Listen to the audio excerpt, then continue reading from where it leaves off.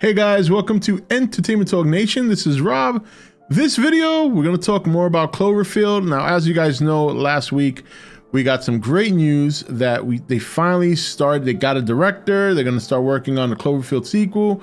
After a year that they announced that they were going to do one, we finally see that it's going to go into the works now. But interestingly enough, there is a story out there, or at least there was a recent press junket from that involved J.J. Abrams confirming that the first Cloverfield monster is the same one that we saw in the Cloverfield paradox. Now, this is interesting because if you remember the Cloverfield paradox, I mean, the Cloverfield monster was basically above the clouds, which would suggest that he's like 1,200 feet tall or taller. And the Cloverfield paradox, if I'm not mistaken, is supposed to take place 10 years after the events of Cloverfield in New York City, which means this monster grew huge in 10 years, huge. But here's the other thing that I found weird about, I mean, there's a lot of reasons why this is a pretty weird confirmation from JJ. Not only does it kind of mess up the story of Cloverfield paradox, where it suggests that the reason that monster was even there was that because there was a rip in the space-time continuum. And if you remember towards the end of the movie, when the girl's heading back to Earth, she's not getting a message sent, I think from her husband, telling her not to come back. And apparently there's a bunch of shit that's been popping off. But the other thing too is, when I first saw the Cloverfield movie back in 08, early 08, after I remember I saw the trailer in 07 before the Transformers movie, and I went nuts. And I followed all the breadcrumbs, and I followed the White Rabbit online to all the little Easter eggs involving the movie. I wanted to know everything there was to possibly know. And I saw the movie, I enjoyed the movie, and there was still some more marketing that was being done about 2 weeks after the movie was released. And it was kind of giving a little bit more context to the conclusion of the movie. And in this one, there were pictures online of the monster, well, I should say the monster's parts strewn all over the beach. And, or I shouldn't say beach, all over, I guess, by the Hudson River. And if you remember at the end of the Cloverfield movie, obviously, I think it was Rob and Lily were under the bridge, and there was a huge, huge explosion. You hear a loud yell from the monster, and then that was it, cut to black, and so on and so forth. I was under the impression that that monster was dead.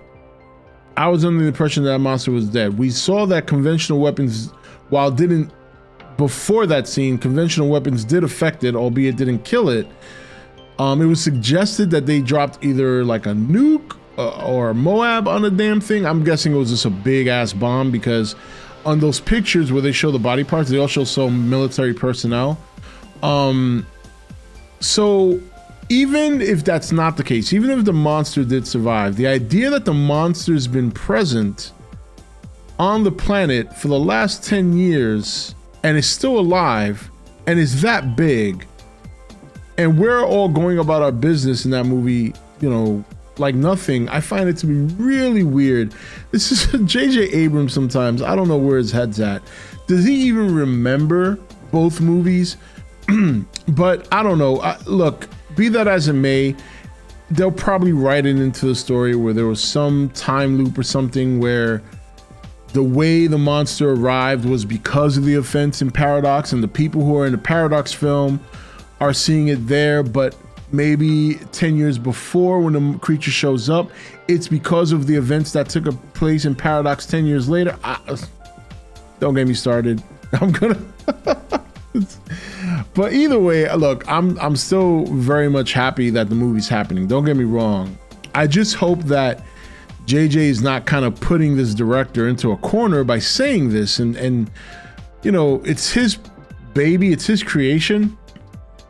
So you don't want it.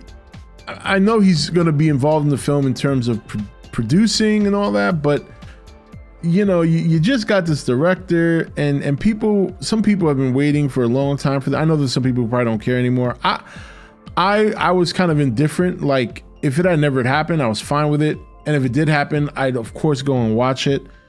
And I am looking forward to it. I I just kind of feel like to come out with this now, after the paradox came out, after people have seen the first movie, knowing that just saying that causes a lot of like continuity problems. How are you going to fix that in this movie? And yeah, of course you can fix it through the time, I guess, whatever. Maybe we'll get more context as to exactly what happened on Earth during the time of the Cloverfield paradox. Maybe we'll get that perspective. Maybe that'll be a time jump. I don't know. All I know is JJ's crazy. JJ's crazy. But the other thing too is that Cloverfield paradox director Julius Ona had said that, maybe, it was a baby in the first film and maybe it ate its Wheaties, which I kind of find funny since we have Wheaties back there. But the other thing too is I remember them saying when they described Cloverfield, the first movie, and the monster, they said that it was as if a baby woke up and that's how it was reacting. Not that it was a baby. So I'm wondering if this is something else they're going to go back on. Now, I don't know if too many people remember that. I distinctly remember when he spoke about the monster, he specifically said it's as if it was a baby that woke up, but it's not that it was a baby. And I remember mentioning this numerous times in conversations in the past regarding Cloverfield, because I've always felt that was a mistake that a lot of people made. Oh, it was just a baby. No. It's not just a baby. It was described as if a baby had just woken up, but they never said it was a baby. So I don't know. Now they're saying maybe it is a baby. So maybe I've been wrong all these years, but I remember their wording pretty clearly. I mean, there was a time, and to some extent, even now, I'm sorry, my doggy's right here, I'm petting her. There was a time, and to some extent, even now still, was very, very much into this movie and the lore that was created for it, because I thought it was a very unique way of not only marketing a film, but setting up a world. And I do feel, while we have gotten some things linked to the Cloverfield universe, I do feel it's a long lost opportunity that could have gone very, very far. It just was not given the right, and I get it. Even though it was hugely profitable when it came out, it's not like it made bangers at the box office. It was a big profit because it was such a small budget.